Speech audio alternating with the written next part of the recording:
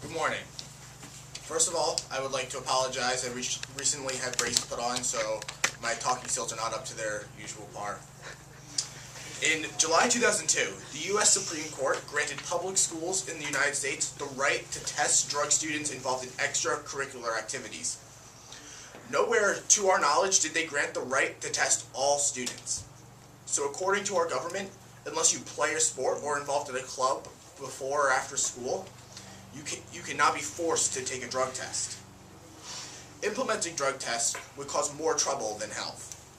In 2005, the federal government made a funding of $2 million available to the only 79 schools that started testing. As of 2008, there are 801 schools in our state of Pennsylvania. If the state starts to fund a drug testing program, it will cost us, as my partner said, $33.8 million plus the cost of labs. The reason for the labs is that not all tests are proven to be 100% positive, and the labs will prove it. Are we really going to rely this much money on something that's not even guaranteed to work? It has been proven that false positives are very likely, and that these tests are even able to be beaten. Hundreds of ways to beat drug tests are just a click away, with many websites even showing videos on how to do it. For example, if I was to Google how to beat a drug test, I would receive 3.5 million hits. Implementing this plan is a horrible idea and cannot and will not help the status quo. There is no way you can say drug testing will keep our schools safe, because if you expel students that test positive, that just puts them out on the street where they can cause even more trouble. Also, drug testing would never stop the use of drugs in high school.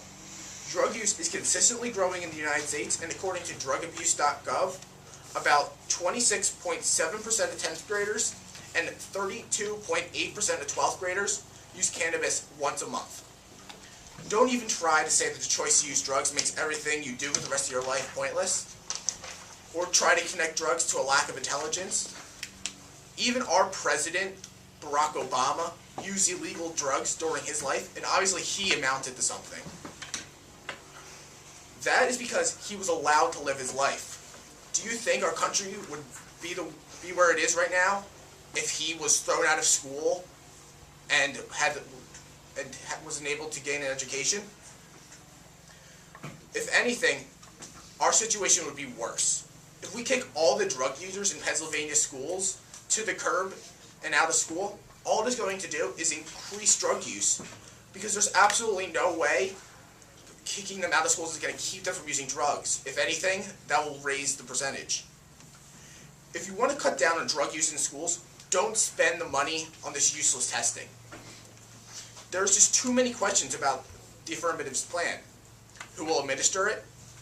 Where would the test take place?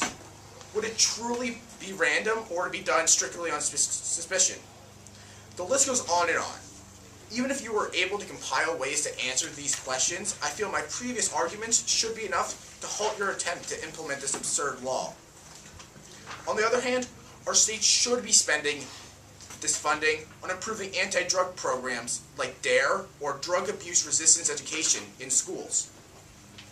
There's no reason for us to spend money on drug testing if we don't properly warn against it in the first place.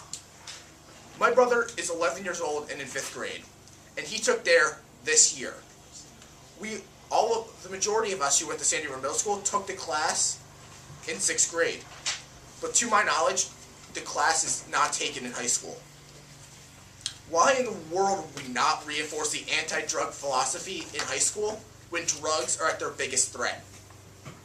By simply using this more practical and much cheaper alternative, we can accomplish the same goals that in the end we all know need to be accomplished. Vote negative. Thank you.